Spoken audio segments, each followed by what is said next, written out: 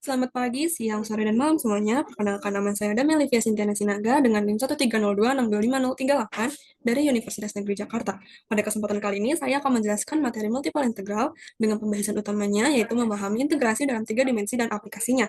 Oke, langsung aja kita mulai pada materi pertama.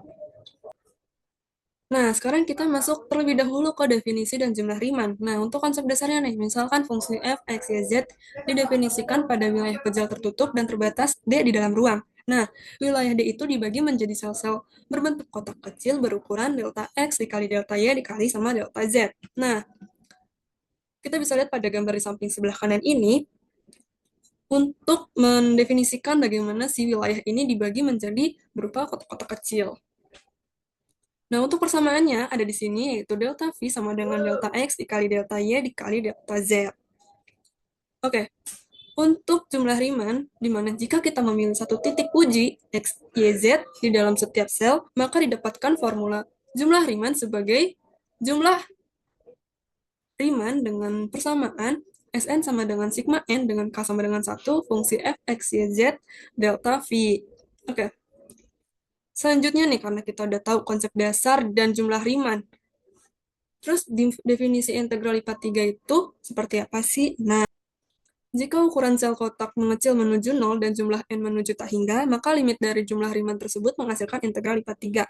Dengan persamaan berikut, integral lipat 3 suatu daerah fungsi f, x, y, z, dv itu berasal dari limit menuju 0 jumlah sigma n dengan k sama dengan 1 fungsi f, x, y, z, delta v. Oke, selanjutnya. Nah, selanjutnya kita membahas volume of a solid region in space. Oke, untuk konsep dasarnya, volume suatu benda pejal dapat dihitung menggunakan integral lipat 3 dengan mengasumsikan sefungsi integral fungsi f, x, y, z bernilai konstan, yaitu 1. Nah, jika fungsi f, x, y, z sama dengan 1, maka jumlah Riemann akan menyusut menjadi jumlah dari volume sel-sel kecil. Dengan persamaan di sini, Sn sama dengan sigma n, K sama dengan 1, dikali 1 dikali delta V, yang dimana sama dengan sigma n, K dengan sama dengan 1 dikali dengan delta V. Nah, untuk definisi dari volume sendiri, volume dari wilayah benda pejal D yang tertutup dan terbatas dalam ruang adalah limit dari jumlah volume sel-sel kecil saat ukuran sel mendekati 0. Nah, untuk persamaannya, V sama dengan limit N menuju K hingga sigma N dengan K sama dengan 1, delta V, yang bisa kita sama tekankan lagi dengan integral lipat 3 dV. Oke, selanjutnya.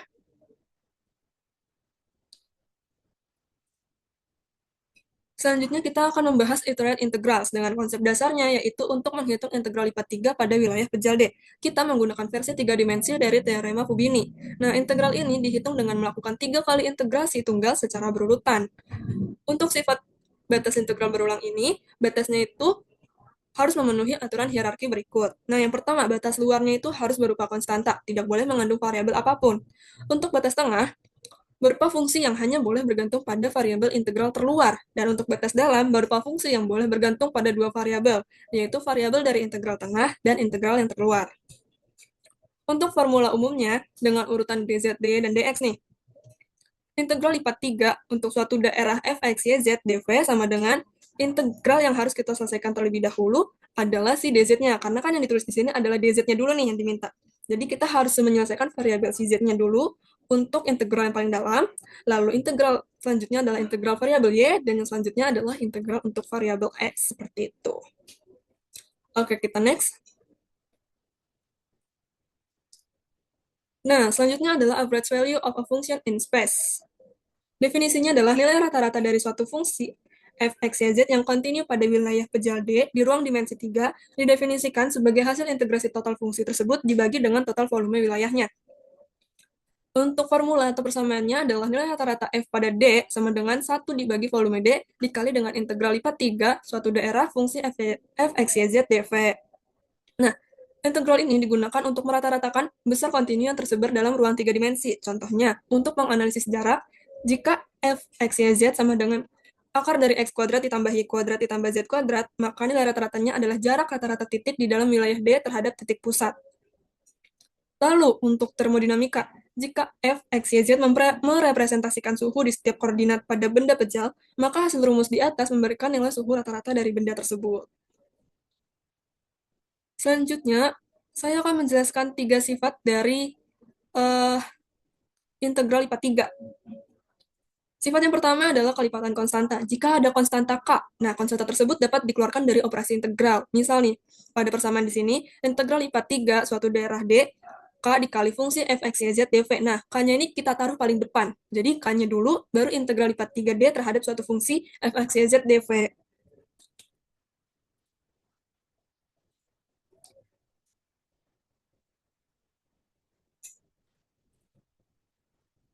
Lalu yang kedua adalah penjumlahan dan pengurangan. Nah, integral dari penjumlahan atau pengurangan dua fungsi sama dengan penjumlahan atau pengurangan masing-masing integralnya.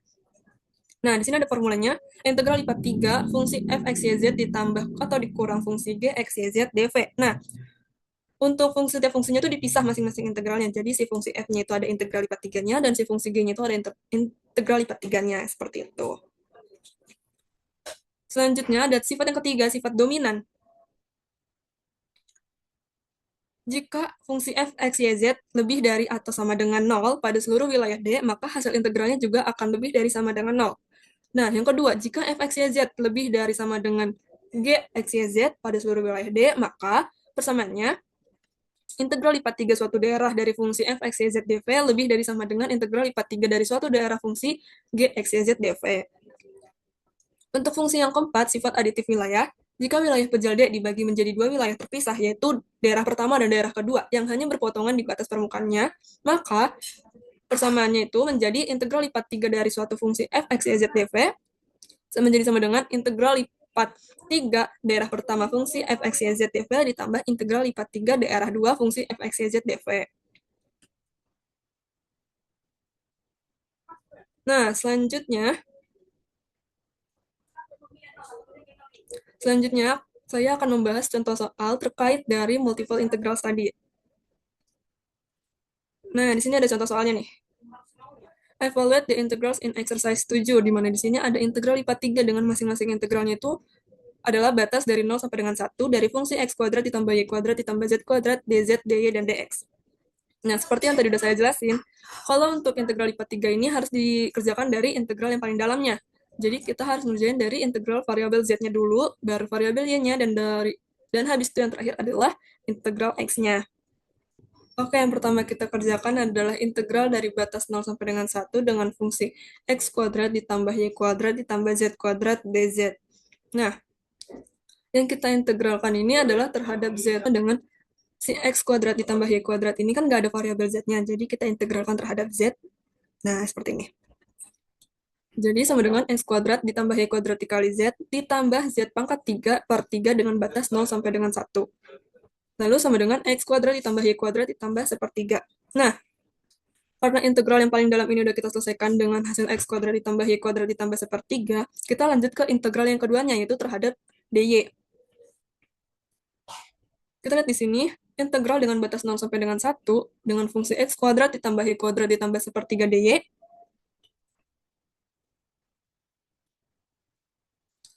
hasilnya di sini sama dengan x kuadrat dikali y ditambah y pangkat 3 per 3 ditambah y per 3 dengan batas 0 sampai dengan 1. Hasilnya sama dengan x kuadrat ditambah sepertiga ditambah sepertiga, dan hasil akhirnya adalah x kuadrat ditambah 2 per 3. Nah, karena integral yang kedua ini terhadap variabel y udah kita selesaikan, yang terakhir adalah terhadap variabel x-nya. Dengan integral dari batas 0 sampai dengan 1, dengan fungsi x kuadrat ditambah 2 per 3 dx, sama dengan x pangkat 3 per 3 ditambah 2x per 3 dengan batas 0 sampai dengan 1. Hasil akhirnya adalah sepertiga ditambah 2 per 3, hasilnya 1. Seperti itu. Sekarang kita lanjut ke materi aplikasinya. Nah, yang pertama adalah massa atau massa benda pejal nih. Jika suatu benda pejal di dalam ruang wilayah D memiliki kepadatan atau densitas yang tidak seragam, kita menyatakannya sebagai fungsi densitas rho x, y, z dalam kurung massa persatuan volume. Nah, total massa benda tersebut dapat dihitung dengan rumus di sini ada persamaannya. M sama dengan integral lipat 3 pada suatu daerah rho x, y, z dv. Selanjutnya ada momen pertama atau first moment. Momen pertama mengukur kecenderungan suatu massa untuk berputar terhadap bidang koordinat utama, Y, Z, X, Z, dan X, Y. Nah, besaran ini merupakan dasar untuk menentukan pusat keseimbangan benda. Di sini ada tiga momen pertama. Yang pertama adalah momen terhadap bidang YZ, yaitu tegak lurus terhadap sumbu X. Dengan MYZ sama dengan integral lipat 3 suatu daerah D dengan X dikali roh XYZ dV. Yang kedua, momen terhadap bidang XZ, yang dimana tegak lurus terhadap sumbu Y. MXZ sama dengan integral lipat 3D dengan Y sama dikali dengan roh XYZ dV. Lalu yang ketiga adalah momen terhadap bidang XY, di mana dia tegak lurus dengan sumbu Z. MXY sama dengan integral lipat 3 suatu daerah D, Z dikali roh XYZ dV.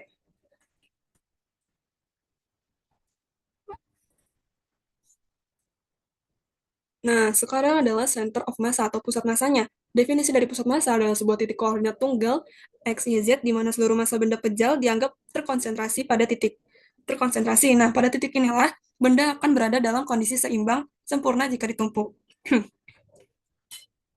Untuk formula pusat massa sendiri, koordinat pusat massa itu didapatkan dengan membagi masing-masing nilai momen pertama dengan total massa benda. Di sini bisa kita lihat X sama dengan momen pertama YZ dibagi dengan massa benda, untuk Y momen pertama XZ dibagi dengan massa benda, dan untuk Z momen pertama X ya dibagi dengan massa benda. Oke, untuk moment of inertia, berarti ini momen inersianya. Nah, misalkan densitas X, Y, Z adalah fungsi densitas benda pejal pada wilayah D, dan R adalah jarak tegak lurus dari titik X, Y, Z ke sumbu rotasi, maka rumus momen inersia terhadap sumbu-sumbu koordinat utama adalah, di sini ada tiga. Yang pertama, momen inersia terhadap sumbu X, yang kedua, momen inersia terhadap sumbu Y, dan yang ketiga, momen inersia terhadap sumbu Z. Nah, untuk terhadap sumbu Nah, untuk terhadap sumbu X ini, jarak titik ke sumbu X adalah R kuadrat sama dengan Y kuadrat ditambah Z kuadrat.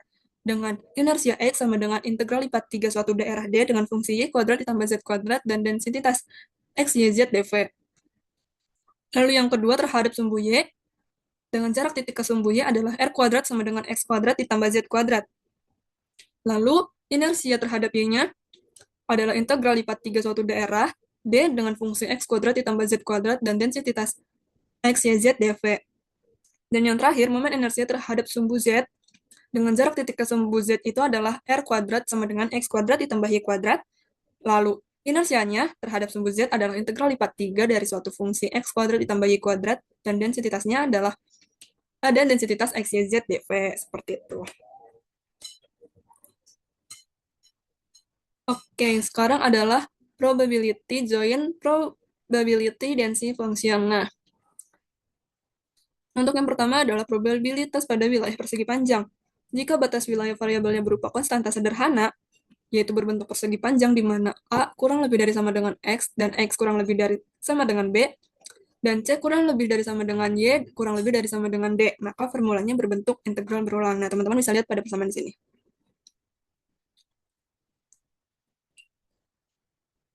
Nah, sebuah fungsi fx, y sah dinyatakan sebagai join PDF jika dan hanya jika memenuhi tiga kondisi berikut. Yang pertama, nilai non-negatif atau tidak ada peluang yang bernilai negatif. Yang kedua, total probabilitas semesta. Nah, total peluang dari seluruh kemungkinan hasil di dalam ruang sampel harus bernilai tepat 1. Untuk yang ketiga, perhitungan probabilitas wilayah, di mana peluang pasangan variabel X, Y berada dalam suatu wilayah spesifik R adalah hasil integral fx, y di atas wilayah tersebut.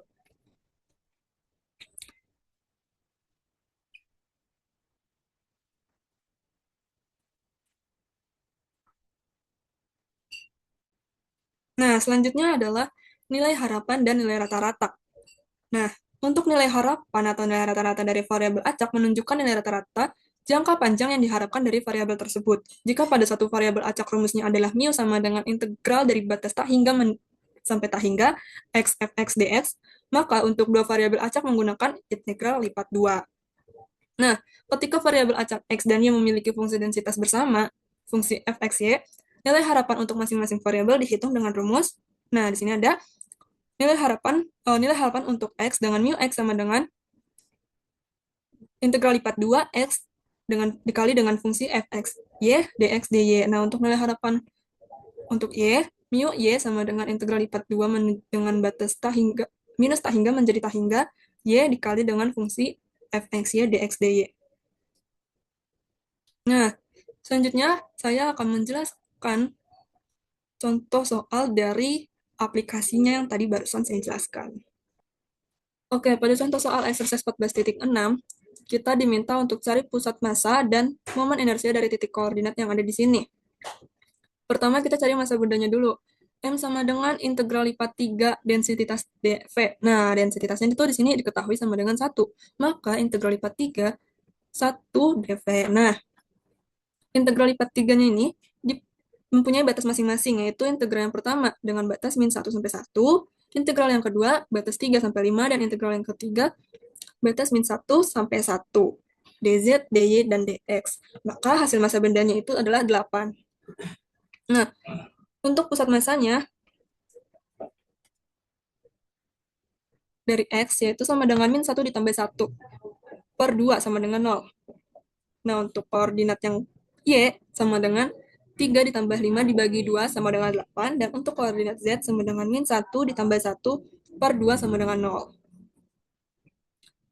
Sekarang mencari momen inersia terhadap sumbu X. Nah, di sini untuk mencari momen inersia terhadap sumbu X, kita menggunakan rumus inersia terhadap sumbu X sama dengan integral lipat 3 suatu daerah Y kuadrat ditambah Z kuadrat dengan densitas X, Y, Z, dV.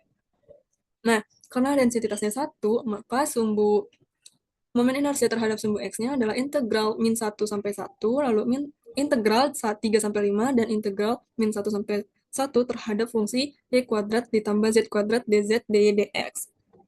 Pertama, seperti yang udah dijelasin sebelumnya, kita harus menyelesaikan integral yang paling dalamnya dulu, baru yang terluar. Nah, integral yang paling dalamnya ini kan dz, dy, dx. Nah, berarti yang diselesaikan tuh integral terhadap z-nya dulu. Oke, integral yang pertama adalah integral dari batas min 1 sampai 1 y kuadrat ditambah z kuadrat dz. Nah, untuk ini tuh sesuai sifat integral yang tadi dijelasin, kita harus pisahin integralnya masing-masing terhadap y kuadrat dan z kuadrat. Nah, untuk itu sama dengan y kuadrat dengan integral min 1 sampai 1 dz ditambah integral min 1 sampai 1 z kuadrat dz. Hasilnya sama dengan 2y kuadrat ditambah 2 per 3. Oke, untuk inersia terhadap sumbu X adalah integral min 1 sampai 1, integral 3 sampai 5 dengan fungsi 2y kuadrat ditambah 2 per 3 dy dx. Lalu kita integrasikan terhadap si sumbu y-nya. Berarti integral yang keduanya adalah integral 3 sampai 5 dengan fungsi 2y kuadrat ditambah 2 per 3 dy. Nah, di sini sama dengan 2 per 3y pangkat 3 ditambah 2 per 3y dengan batas 3 sampai 5. Untuk kedua persamaan ini harus dibatasin sama-sama dengan batas 3 sampai 5.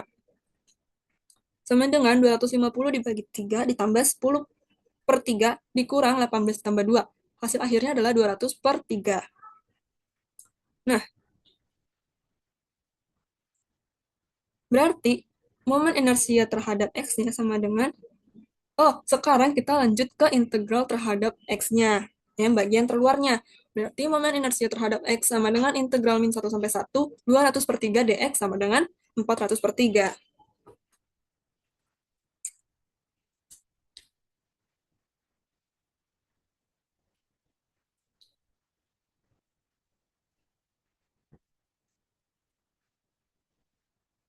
Oke, selanjutnya momen inersia terhadap sumbu Y. Nah, rumus untuk momen inersia terhadap sumbu Y adalah inersia terhadap Y, integral lipat 3 X kuadrat ditambah Z kuadrat dV. Nah, karena daerah simetris terhadap X dan Z, maka inersia Y adalah sama dengan integral min 1 sampai 1, integral 3 sampai 5, integral min 1 sampai 1, X kuadrat ditambah Z kuadrat dz, dy, dx. Kita kerjakan dulu integral yang paling dalam, dari integral yang kedua yang di tengah-tengah, dan integral yang paling keluar. Oke, integrasi terhadap Z-nya. Nah, integral min 1 sampai 1 dengan X kuadrat tambah Z kuadrat dz itu hasilnya sama dengan 2X kuadrat tambah 2 per 3.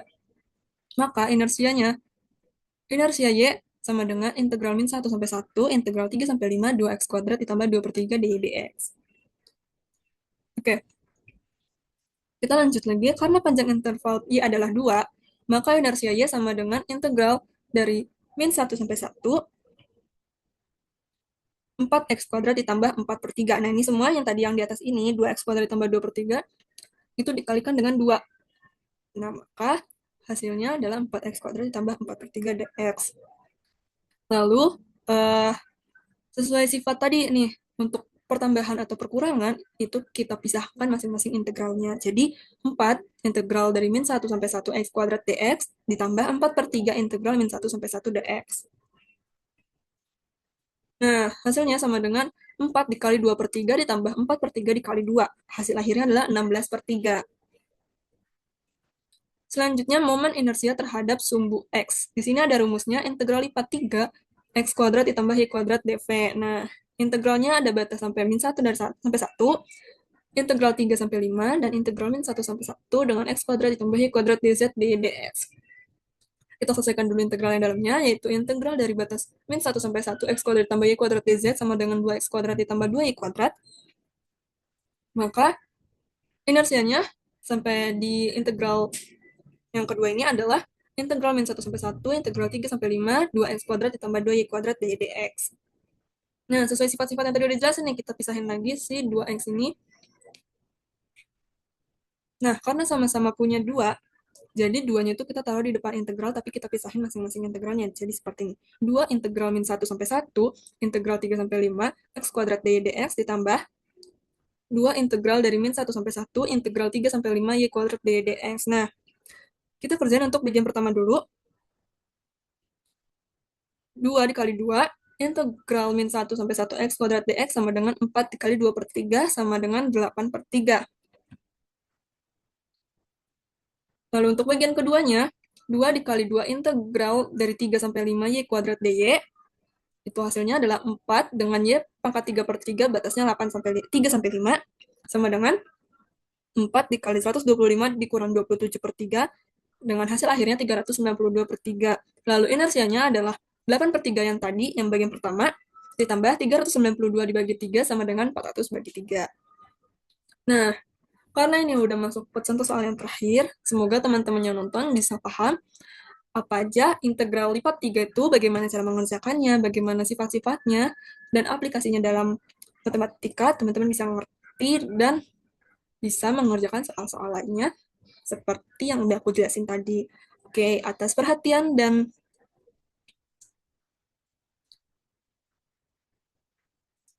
apa sih penutupnya? Oke. Atas perhatiannya, aku ucapkan terima kasih. Oke. Nah, karena ini udah masuk ke soal yang terakhir dan ini udah materi terakhir yang saya jelaskan, maka saya mengucapkan terima kasih banyak untuk yang sudah menonton dan yang sudah, nah apa sih? Nah, karena ini udah masuk ke soal, karena ini udah soal yang terakhir, maka saya ucapkan terima kasih banyak atas perhatiannya. Terima kasih banyak sudah menonton. Semoga teman-teman semua bisa mengerjakan soal seperti yang sudah saya jelaskan tadi. Atas perhatiannya, terima kasih. Sampai jumpa.